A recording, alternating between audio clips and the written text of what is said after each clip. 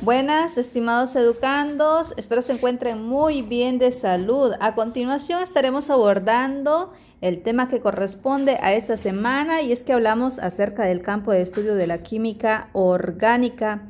La química 2 se enfoca en el estudio de la química orgánica, que también la llamamos la química del carbono. Tenemos objetivos a lograr una vez finalizado este video y es que van a definir el campo de estudio de la química orgánica. Como segundo objetivo, establecer diferencias entre compuestos orgánicos e inorgánicos. Tercer objetivo, analizar las propiedades del elemento carbono. Cuarto, identifica los tipos de carbonos en cadenas carbonadas. Y quinto, explica la hibridación de orbitales en el átomo de carbono. Entonces, vamos a estar cumpliendo cada uno de estos objetivos siempre y cuando usted preste mucha atención y vaya haciendo las anotaciones respectivas. Bueno, hablar de la química orgánica, pues esta es una ciencia que se constituyó allá en los años 30 del siglo XX. Justamente en esa fecha se desarrollaron nuevos métodos de análisis de las sustancias, ya sea de origen animal y también vegetal. Todo esto basado en el empleo de disolventes, ¿como cuáles? ¿Qué tipo de disolventes? Pues disolventes orgánicos, por ejemplo, el éter o el alcohol, ambos son orgánicos, son sustancias orgánicas. Todo esto permitió el aislamiento de un gran número de sustancias orgánicas que recibieron el nombre de principios inmediatos, o sea que a partir de esas sustancias pudieron sintetizarse nuevas. Los químicos modernos consideran compuestos orgánicos a todos aquellos que contienen carbono, particularmente e hidrógeno. ¿Ya? Carbono e hidrógeno son considerados orgánicos. Cualquier compuesto que ustedes puedan observar, ya sea en libros, revistas científicas u otras fuentes de información del área, entonces, que contengan fórmulas que contengan carbono e hidrógeno, pues son considerados compuestos orgánicos. Claro está que también pueden acompañarse de otros elementos que realmente son algunos no metales y los halógenos que más adelante vamos a estar describiendo. En este caso, vamos a dar por iniciado con el tema campo de estudio de la química orgánica para poder cumplir el primer objetivo. Y nos dice que la química orgánica es la rama de la química que se encarga del estudio del carbono. Cheque usted, la química orgánica es la rama de la química. Recordemos que la química general, su campo de estudio es la materia. ¿Ya? Esta se clasifica en química pura y química aplicada. Dentro de la química pura vamos a encontrar las diferentes ramas y en ellas está la química orgánica, la química inorgánica, la físico-química, ¿ya? Y la cuantitativa. Entonces, nos vamos a enfocar de que la química orgánica estudia todo lo relacionado al carbono, sus compuestos, ya sean de origen natural como artificial, las composiciones de los mismos, la estructura interna, cuáles son sus propiedades, tanto físicas, químicas y biológicas, cuáles son las transformaciones que estos compuestos van a sufrir, así como las aplicaciones que tienen las diferentes industrias. Entre los compuestos de origen natural se encuentran el algodón, la lana, la seda, el caucho, proteínas, miel de abeja, azúcar de caña, grasa de cerdo, aceite vegetal. Y aquí tenemos las imágenes. Podemos apreciar las imágenes de algunos de estos compuestos de origen natural, que pueden ser algunos, ya sea de animal o vegetal. En el caso de la celulosa, cheque usted, provienen de las células de los vegetales, ¿sí? Y en cambio las proteínas, pues de los animales. Entonces, todos estos que tenemos aquí son compuestos de origen natural, ¿ok? Luego tenemos aquellos de origen sintético. ¿Cuáles son los de origen sintéticos? Los que son elaborados por el hombre, que no surgen de manera natural, que son elaborados en el laboratorio, como cuáles: jabones, detergentes, plásticos, nylon, dacron, colorantes, saborizantes, preservantes, pesticidas, herbicidas, tubos PVC, entre otros. Todos estos son compuestos que contienen o que son considerados ya que forman parte de la química orgánica, pero son de origen sintético. Es más, antes se creía que todos los compuestos orgánicos tenían que tener como fuente principal o como materia prima un ser vivo, pero ya nos damos cuenta que sí pueden ser elaborados por el hombre en el laboratorio. No hay necesidad de tener como materia prima un ser vivo para poder crear o sintetizar un compuesto orgánico. Luego, ¿qué tenemos acá? Bueno, elementos constituyentes de los compuestos orgánicos. Una vez pasado el párrafo anterior, ¿cuál es el campo de estudio de la química orgánica? Hemos logrado el primer objetivo. ¿Recuerdan cuál es? Creo que no, les voy a recordar. Definir el campo de estudio de la química orgánica. ¿Y cuál es el campo de estudio de la química orgánica? Pues el carbono. Todo lo relacionado al carbono, ese es el objeto de estudio de la química orgánica. Y les había mencionado, ¿cierto?, que además de carbono y de hidrógeno, también estos compuestos orgánicos están constituidos, conformados o forman o en el mismo pueden integrarse otros elementos no metálicos y halógenos. A continuación, dice los compuestos orgánicos son sustancias en cuya composición básica está presente el elemento carbono. ¿A excepción de quiénes? Hay una excepción, miren, hay que tomarla en cuenta y nunca olvidarlo. Del CO, CO2, el cianuro o los cianuros y los carbonatos. La forma de los carbonatos es un ion poliatómico CO3. El CO3, el CO2 y el CO. ¿Cómo lo llamamos? Monóxido de carbono, uno de los principales contaminantes de la atmósfera. Ese es el resultado del producto de la combustión de la quema de gasolina en los automóviles. El dióxido de carbono, ya conocemos acerca de ellos, que también es uno de los principales contaminantes. El cianuro, cuya fórmula es CN, miren, contiene carbono, y los carbonatos, que estos pues al reaccionar con agua, de hecho, al reaccionar con una base, forman un tipo de sal en particular. Entonces, estos compuestos contienen carbono. Claro que sí. Miren, claro que sí contienen carbono. La pregunta es, ¿son orgánicos? No, no son orgánicos. ¿Por qué no? Porque son excepciones. Y las excepciones hay que respetarse y conocerlas, ¿cierto? A continuación dice, los cuales son compuestos inorgánicos, se clasifican como inorgánicos. Estos, monóxido de carbono, el dióxido de carbono, al reaccionar con agua, forma un tipo de ácido oxiácido con vapor de agua. En los compuestos orgánicos se pueden encontrar los elementos como carbono, hidrógeno, oxígeno, nitrógeno, fósforo y azufre. ¿Cómo se lo puede aprender usted? Arme una sola palabrita, CHOMS. El grupo de los CHOMS, así lo vamos a llamar. Agregamos también a los halógenos, ¿cuáles? Cloro, yodo, flúor y bromo. Entonces, cheque usted la combinación de estos 6 elementos, que son los CHOMS, puede dar lugar a la formación de millones de moléculas distintas. ¿Cómo así? O sea, solo con carbono, oxígeno, nitrógeno, fósforo, azufre e hidrógeno pueden resultar miles y millones de compuestos. Claro que sí, gracias a los enlaces químicos. Y esa es la capacidad que tiene el carbono, diferente al resto de los elementos. Es una exclusividad. Bueno, claro está, miren, con solamente saber que una ciencia pura se encarga de su estudio, eso significa que es muy amplio, pues, el estudio del carbono, ¿ya? Existe, como quien dice, una exclusividad, como que tiene algo característico que no va a tener el resto de los elementos. Y gracias a eso, a esas características particulares, entonces, tiene la capacidad de formar múltiples millones de compuestos diferentes, ¿sí? Ninguno va a coincidir.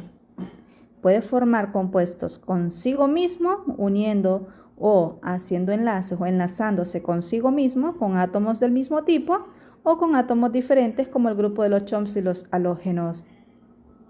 ¿Ok? Recuerden, a pesar de que existen millones de compuestos, ninguno va a coincidir ni con su fórmula molecular, mucho menos con su nombre. ¿Ok?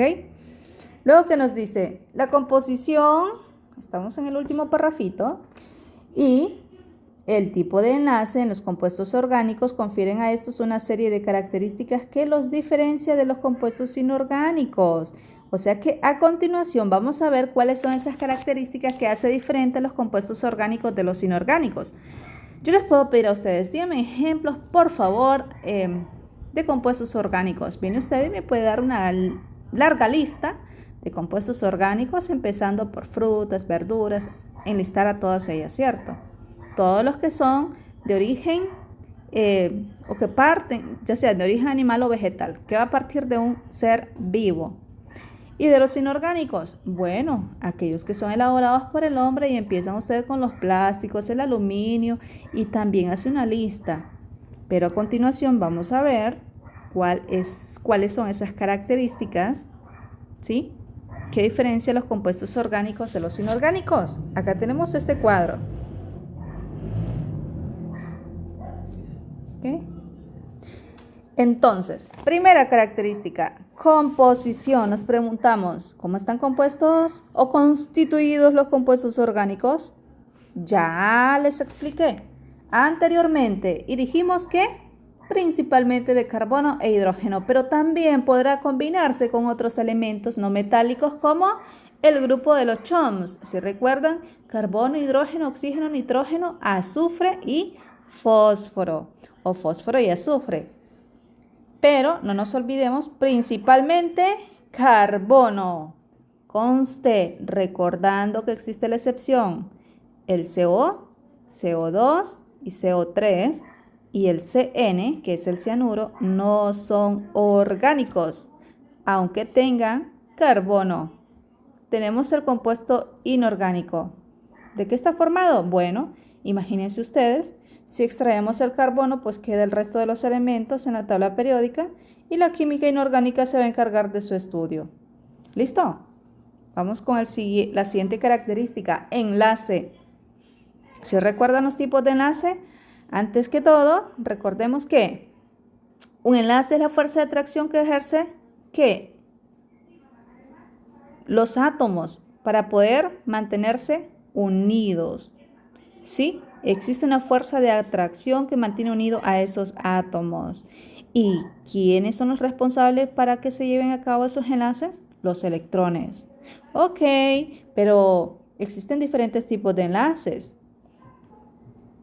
Está el enlace covalente, que es justamente el tipo de enlace que forman los compuestos orgánicos. El enlace iónico, que también lo podemos llamar electrovalente, que forman justamente los compuestos inorgánicos, ¿ya?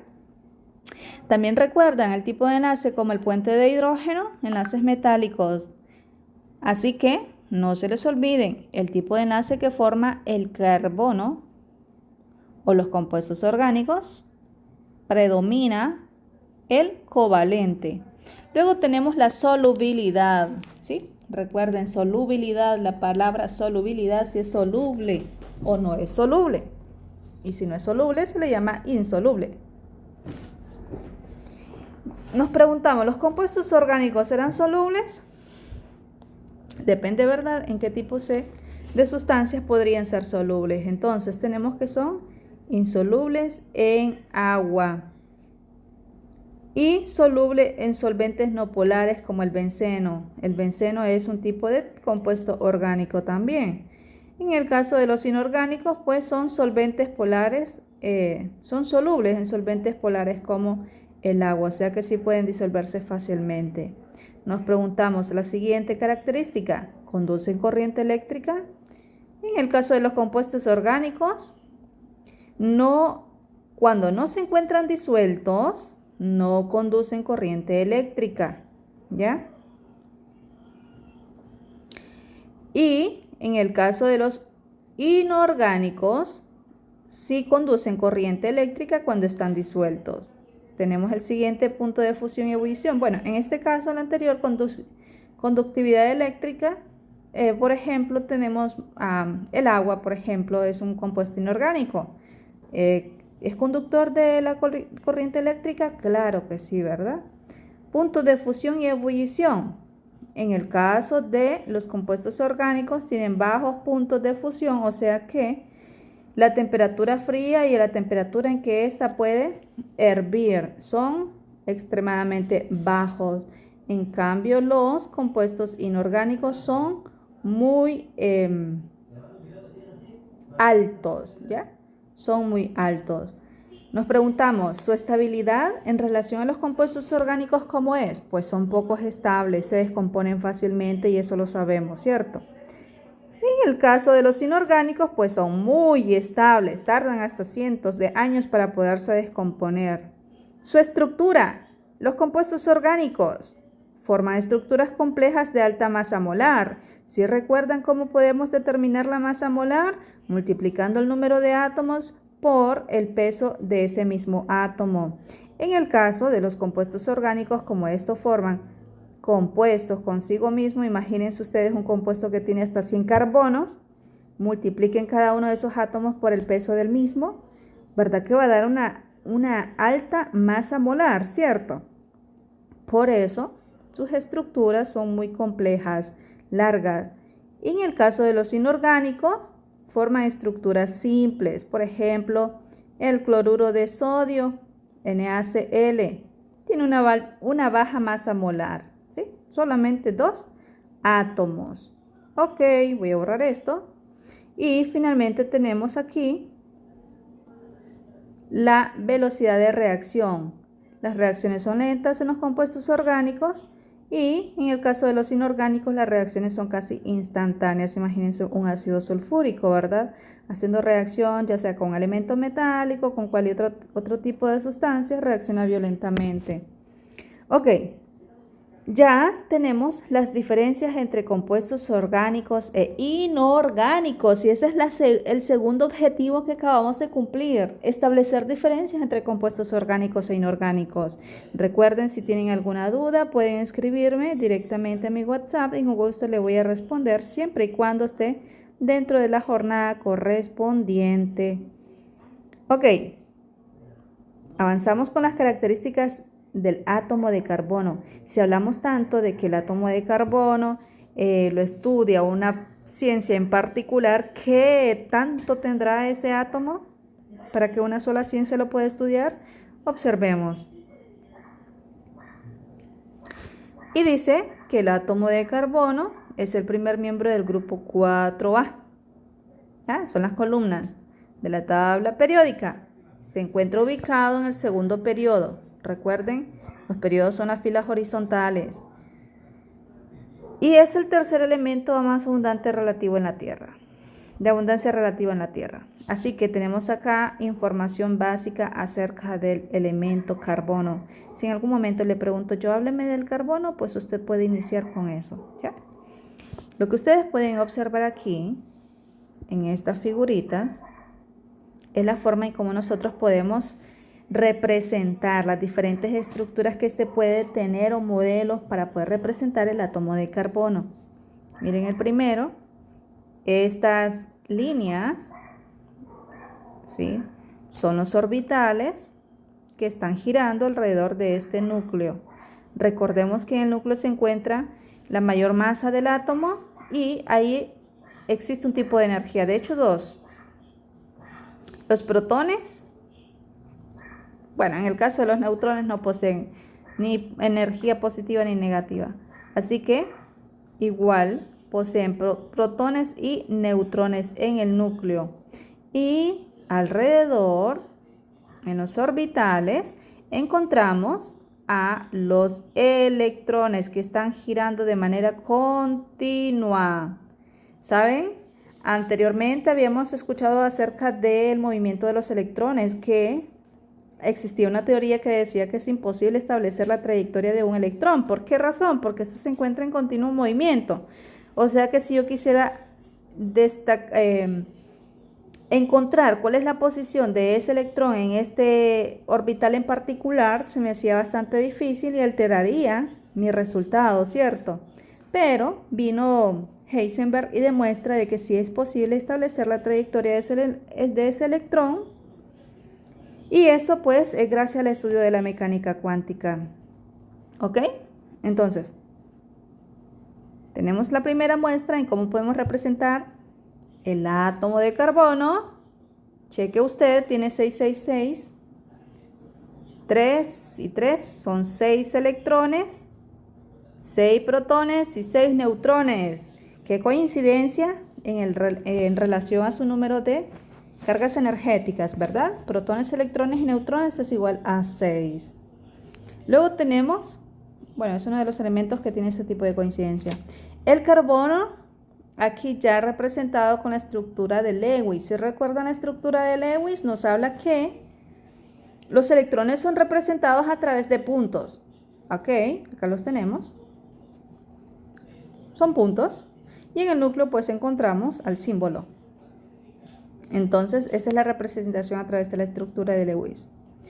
Y luego tenemos la siguiente estructura como en 3D, ¿verdad? Que tiene la forma de un tetraedro. ¿Ya? ¿Y por qué lo forma? Bueno, por el ángulo de sus enlaces. ¿De cuánto es el ángulo? De 109 grados. Entonces, esa es una de las características, de hecho, de un tipo de hibridación que corresponde al átomo de carbono. Y luego aquí tenemos otra representación en el plano. Esto que ustedes pueden observar aquí, estas rayitas, son los enlaces químicos. ¿Sí? Cada enlace, para que haya un enlace, tiene que haber 2 electrones. Miren. Miren. ¿Ok? Ahí está. 2 electrones tienen que haber. Recuerden, los responsables de llevar a cabo los enlaces son los electrones. Listo, avanzamos. ¿Qué nos muestra? La configuración electrónica en estado basal. ¿Qué significa en estado basal? Significa que los electrones no se encuentran en movimiento. ¿Ya? Los electrones no tienen ningún tipo de pérdida de energía. ¿Pero cómo así? Bueno, imagínense ustedes este electrón que tengo aquí en este átomo, en este orbital. Ahí se encuentra estable en ese orbital, no se está moviendo para ningún otro lado, pero existe la posibilidad de que este electrón salte a otro nivel de energía. ¿Ya? Entonces existe una pérdida de energía. ¿Por qué? Porque está moviéndose y trasladándose de un orbital a otro.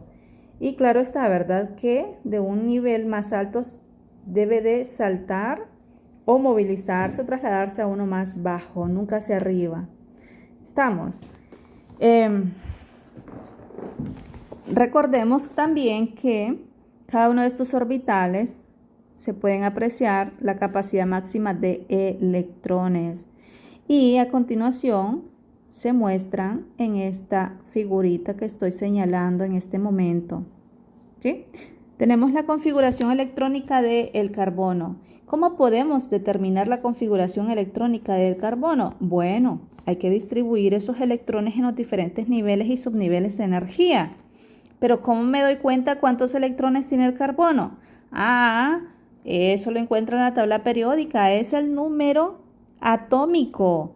¿Y cuál es el número atómico del carbono? Es 6. Entonces nos preguntamos, ¿cuántos electrones tiene? También tiene 6 porque es igual, ¿de acuerdo?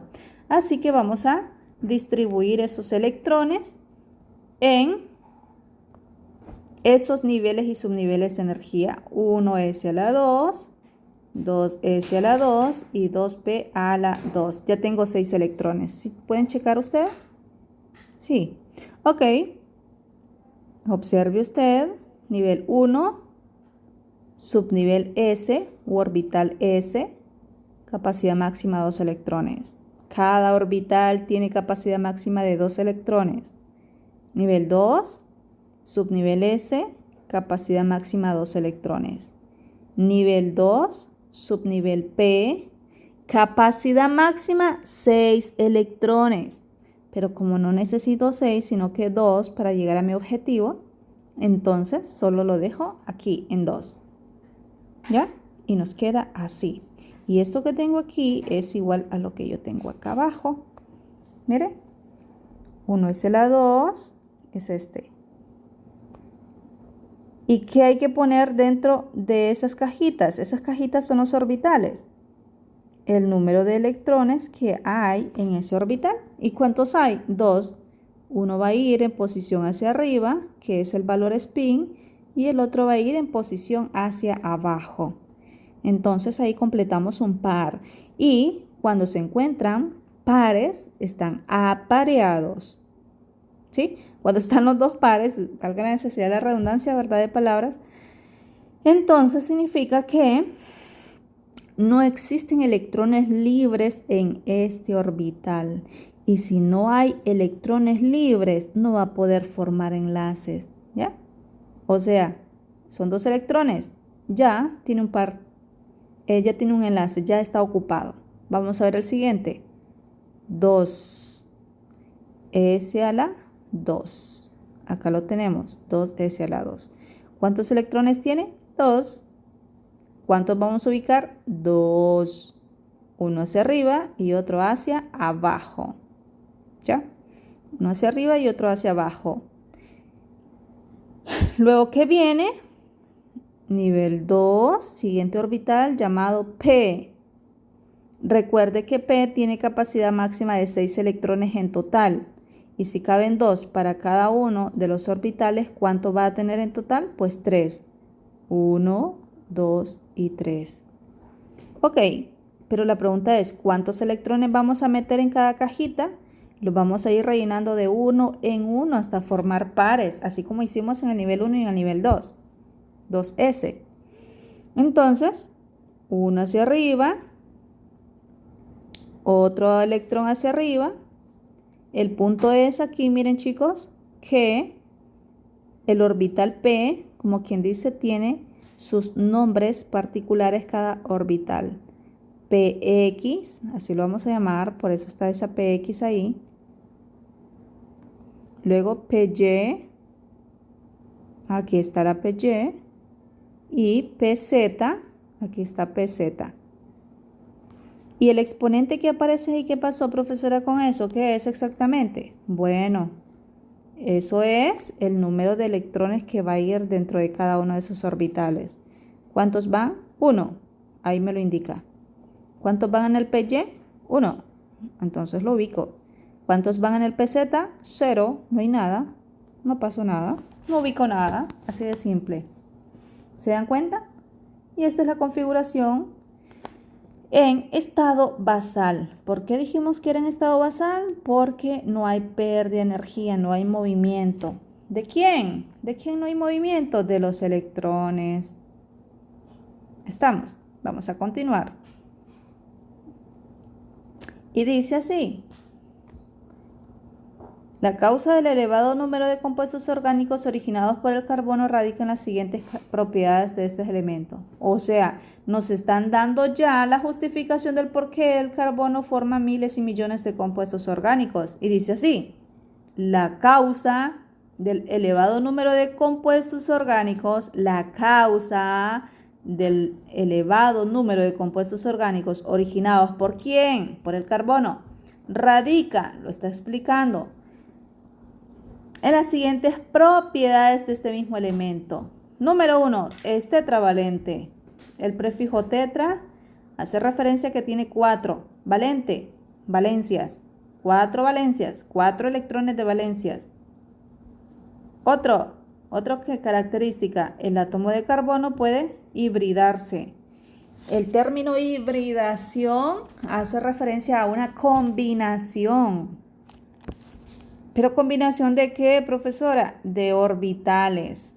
Estos orbitales que estamos aquí mencionando, estas cajitas, ¿sí?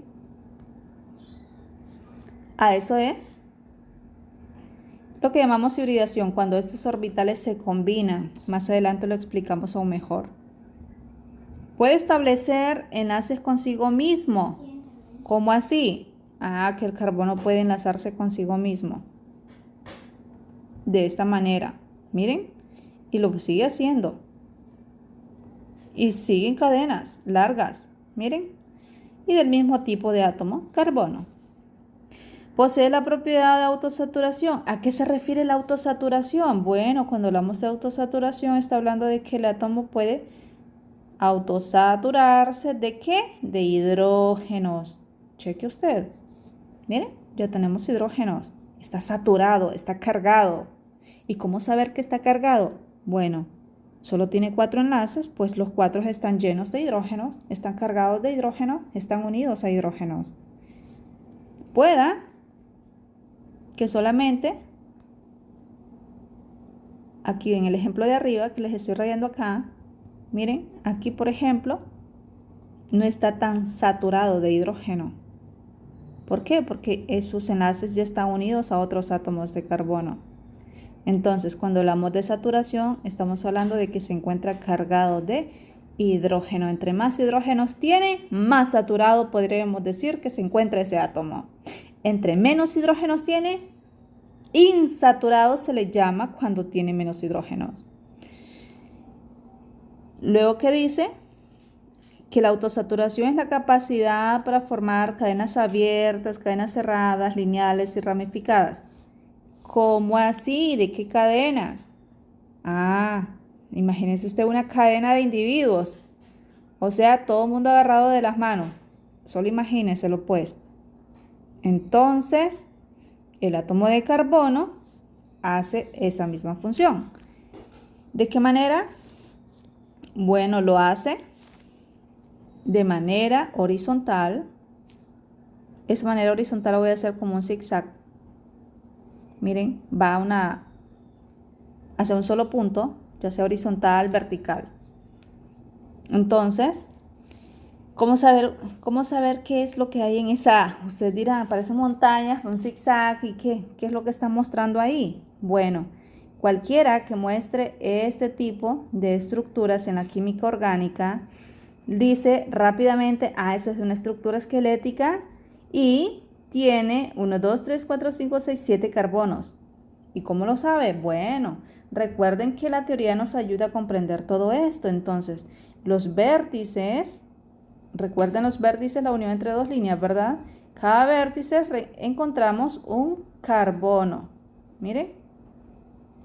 Y esta línea que está uniendo esos carbonos son los enlaces.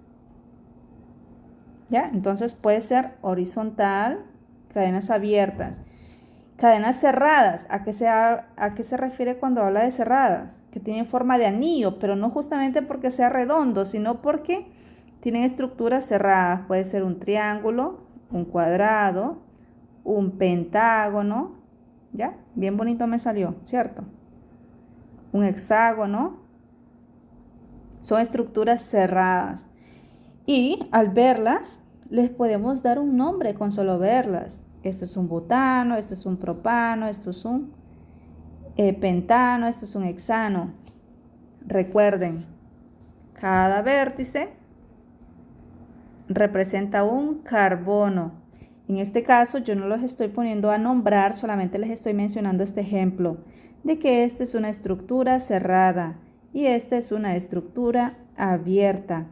También tenemos estructuras lineales que puede ir a un solo punto, como les mencioné, y estructuras ramificadas. ¿Qué significa? Vamos a hacer este ejemplo. Esa es una cruz, ¿verdad? Bueno, esa cruz representa un compuesto en particular. Miren, cada extremo, en este caso, representa un átomo de carbono. ¿Y por qué llamamos ramificada? Porque va hacia arriba, va hacia abajo, va hacia la izquierda y va hacia la derecha. ¿Sí? También tenemos la propiedad de isomerías. Ese es un tema particular. Cuando hablamos de isomería, son las formas diferentes en cómo podemos nosotros encontrar una estructura o una molécula en particular. Ok, vamos a avanzar. Vamos entonces a describir la las características, ¿ya?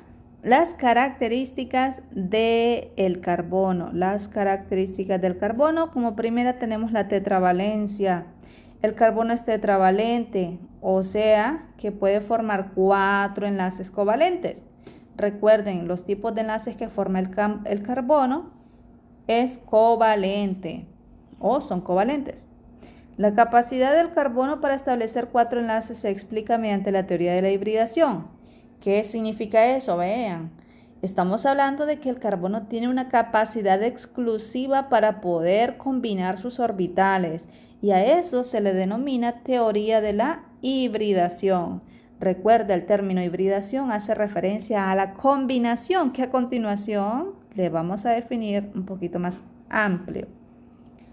Luego dice que un orbital 2s se promueve a un orbital 2p para crear 4 electrones no apareados durante el enlazamiento.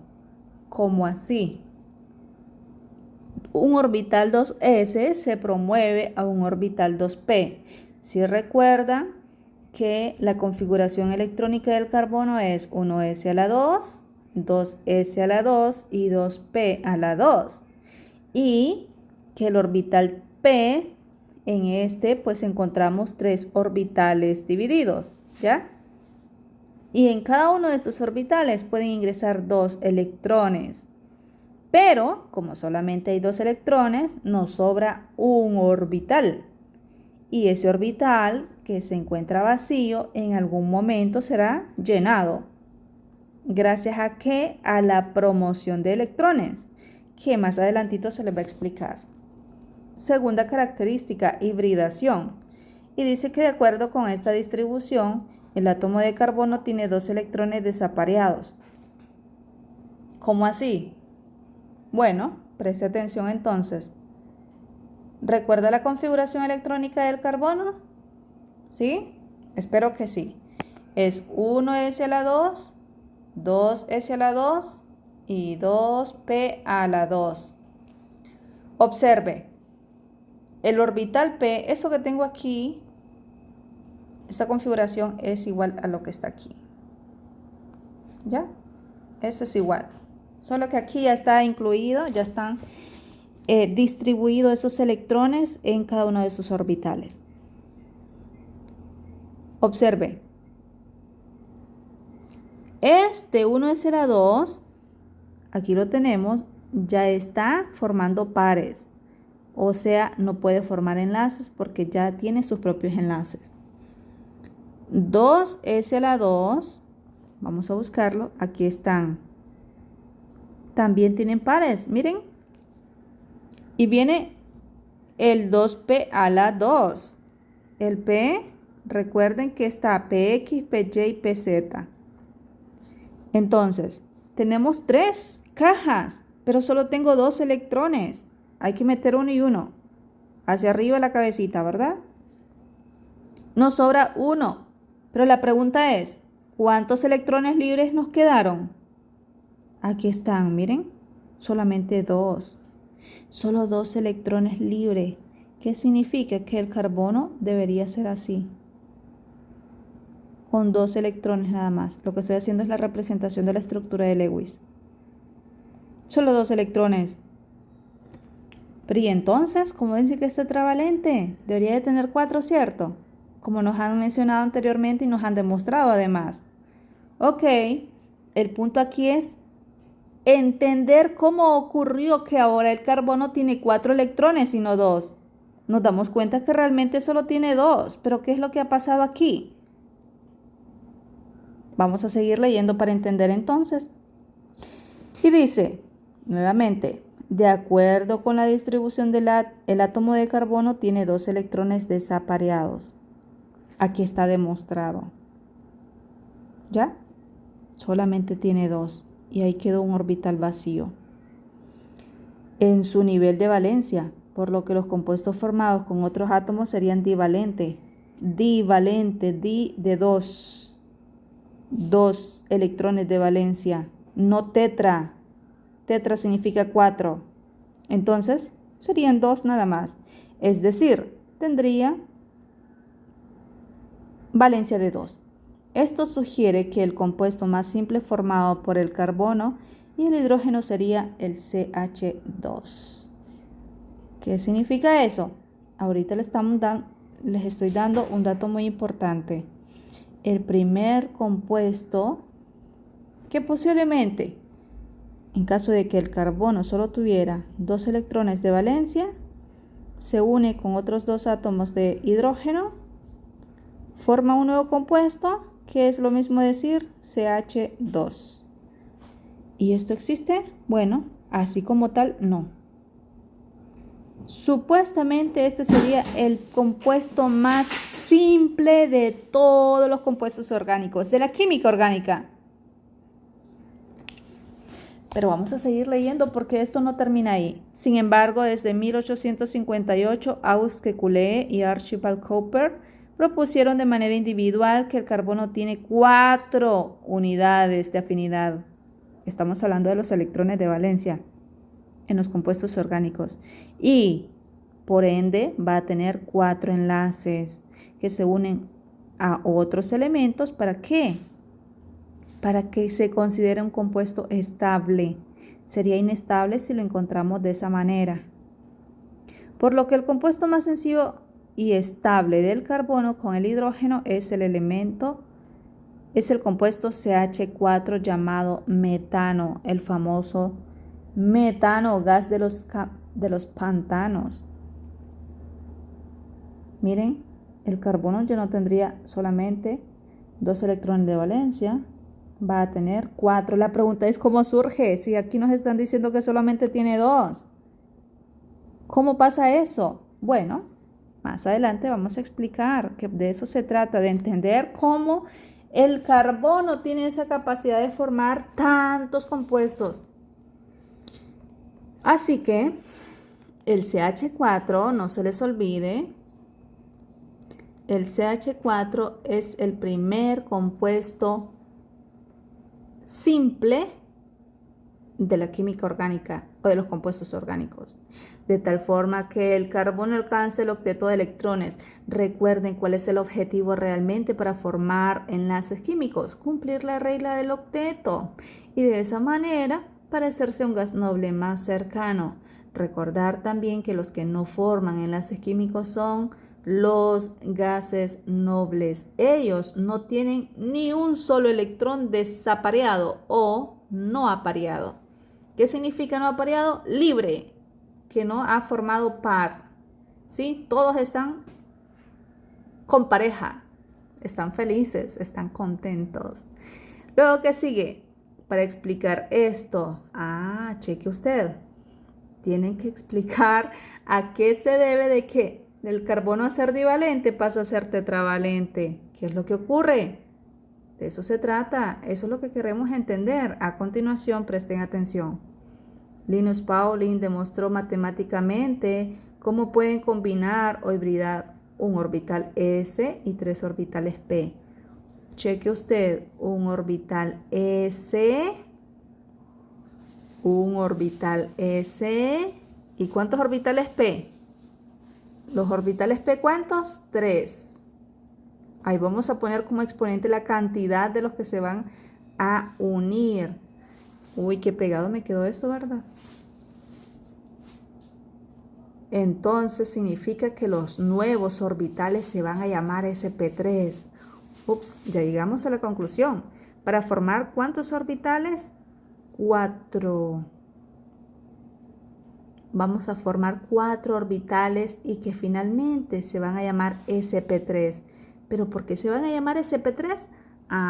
Porque estamos agarrando un orbital S y ¿cuántos orbitales P? 3.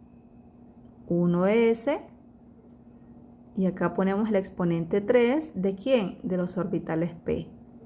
¿Ya? ¿Se dan cuenta? Para formar 4 orbitales atómicos. ¿Y cuáles son esos? Más adelantito. Estos orbitales híbridos forman enlaces más fuertes que los orbitales S o P no hibridados. ¿Qué significa? Que estos serán mucho más fuertes que los que normalmente nosotros encontramos en su estado basal. Vamos con el concepto de hibridación. ¿En qué consiste la hibridación? En una mezcla de orbitales puros. ¿A qué se refieren los orbitales puros? Estos son los orbitales puros. Recordar, la palabra puro es un sinónimo de que no ha sido tocado y estos orbitales no han sido tocados. Así que los consideramos puros. ¿Ya? Seguimos. En un estado excitado, para formar orbitales híbridos equivalentes con orientaciones determinadas en el espacio. ¿Qué significa?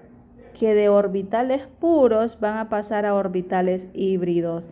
¿Y qué significa la palabra híbridos? Mezcla. Mezcla de orbitales. ¿Sí? La mezcla de orbitales que no han sido tocados forman orbitales híbridos.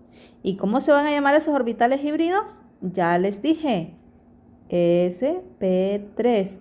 ¿Por qué 3? Porque son 3 orbitales p. ¿Y por qué S? Porque solamente es un orbital S que acabamos de agarrar. A continuación encontramos una formulita para poderlo entender mejor. Vamos a ver. Y dice, recuerda que estamos con la característica de hibridación. Vamos con el primer tipo de hibridación. De hecho, el elemento carbono presenta 3 tipos de hibridación, llamadas hibridación sp3, hibridación sp2 e hibridación sp. Vamos con la hibridación sp3. Y dice así, que es tetraédrica. ¿Recuerdan la estructura del tetraedro? Esa es la forma que adquiere cuando se forman esos enlaces, con un ángulo de 109 grados.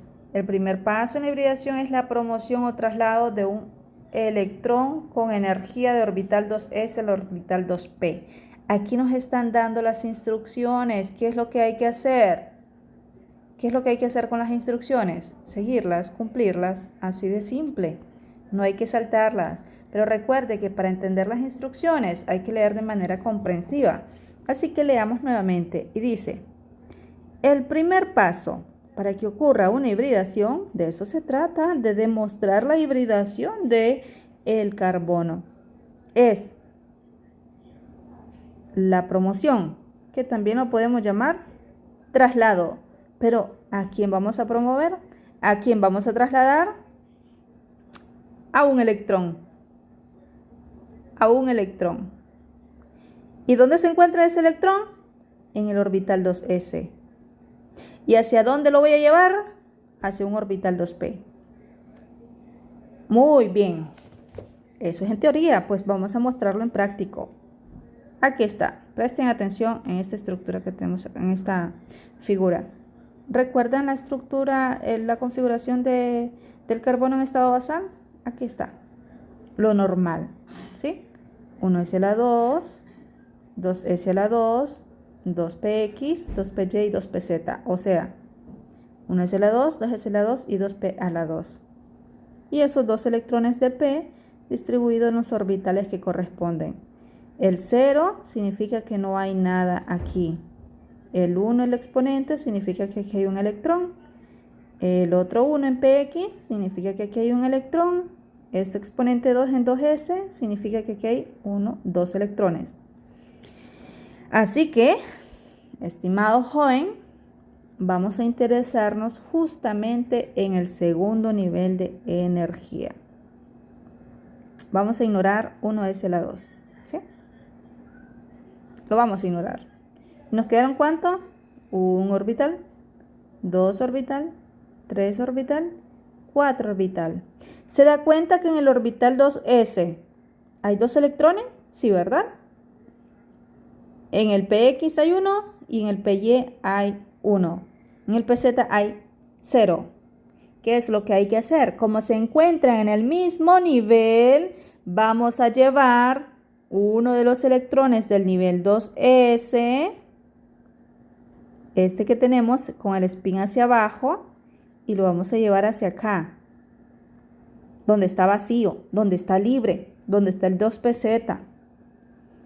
Entonces, una vez que lo llevemos, a esto se le llama promoción. que se refleja ya en esta figurita del centro, ¿sí? Durante esa promoción, a esto le llamamos estado excitado. Ahora, preste atención. Observe. Vamos a transcribir lo que está a la izquierda, lo vamos a pasar a la derecha. Lo vamos a transcribir solo con una observación, que este señor ya no existe aquí, sino que existe aquí. Y aquí se va a demostrar, aquí se va a reflejar. Copiamos 2S, 2S. Nos preguntamos, ¿qué exponente le vamos a poner? ¿1 o 2? 1, porque ya salió un electrón, así que por esa razón hay un 1 ahí. Miren. Siguiente, 2px, 2px, exponente 1. Ahí está, 1. Perfecto. Siguiente, 2py. Listo, 2py. Exponente 1, porque hay un electrón. Y el siguiente, 2pz, 2pz. ¿Cuántos electrones habían antes? 0. Pero ¿y ahora cuántos hay? 1. Por esa razón va 1. Miren, aquí se encuentra el electrón que anteriormente estaba aquí.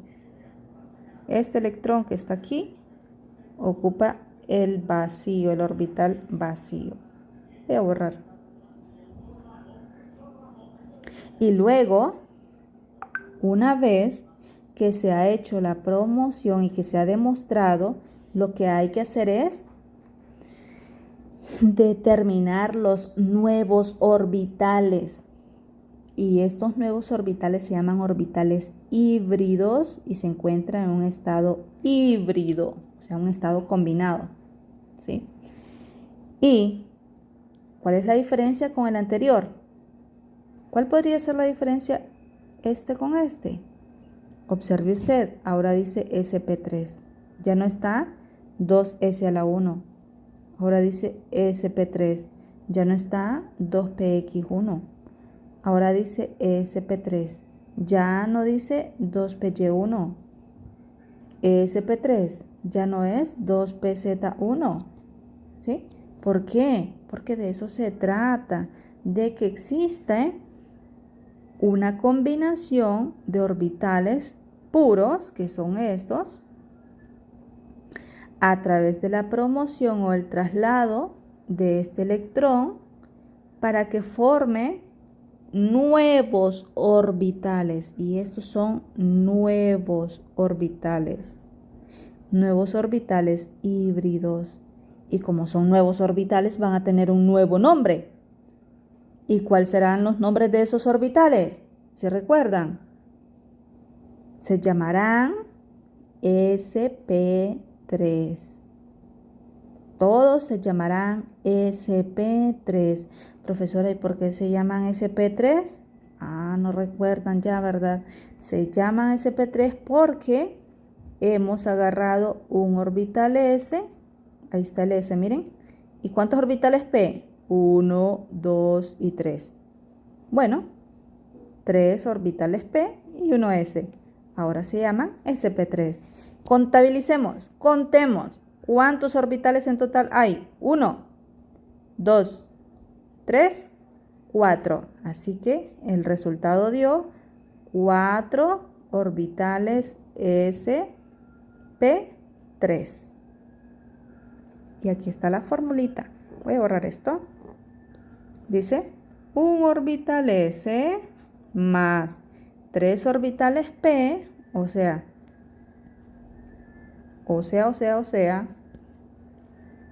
un orbital s más estos 3 orbitales p, 1s más 3p, ¿qué forman? 1 más 3, 4. S, P, elevado a la 3 por el número de orbitales. Y aquí está, 4 orbitales llamados sp3. ¿Sí? Y el tipo de enlace que presentan estos orbitales son enlace sigma, este simbolito que parece un 6 acostadito, ¿verdad? Es un enlace sigma, algo así. Aquí está. De igual manera lo podemos llamar enlace sencillo. Y listo. Este es el primer tipo de hibridación. ¿Ok? Vamos a avanzar. Aquí lo que vamos a hacer es representar nada más el tipo de enlace o solapamiento que existe entre átomos de carbono y de hidrógeno. Esta figura que está aquí es lo mismo decir que lo que está aquí. Este es hidrógeno, hidrógeno, hidrógeno, carbono, hidrógeno, hidrógeno e hidrógeno. Es igual, ¿ya? Entonces, el enlace entre este hidrógeno y este carbono se le llama enlace sp3s, o sea, este carbono posee sp3 y este hidrógeno posee S.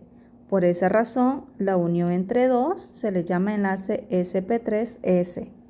Miren, sp3s. ¿A quién representa? A este hidrógeno con este carbono, este enlace que está ahí. O este enlace que está aquí entre este carbono y este hidrógeno. Recuerde, el carbono es sp3 y el hidrógeno es S. ¿Ya? Nos preguntamos, entonces, ¿cómo será el enlace entre estos dos átomos de carbono? Bueno, recuerde que le dije que un carbono es sp3. Así que sería sp3 enlace sp3. Ahí está el otro carbono. ¿Ya? Les pregunto, ¿qué tipo de solapamiento o enlace se forma entre este átomo de carbono con este hidrógeno? Y usted vuelve a repetir y dice sp3s. ¿Estamos? Miren, el carbono representa al sp3 y el hidrógeno representará a S. Así que la relación entre ambos formará un enlace llamado sp3s, que también se le conoce como solapamiento o traslape. Y nos quedamos, porque ya llegamos a la hora, estimados, nos quedamos con justamente hasta la hibridación sp3. Próximamente les comparto la explicación de la hibridación sp2 y la sp. Cualquier duda, estoy a la orden. Que se encuentren muy bien.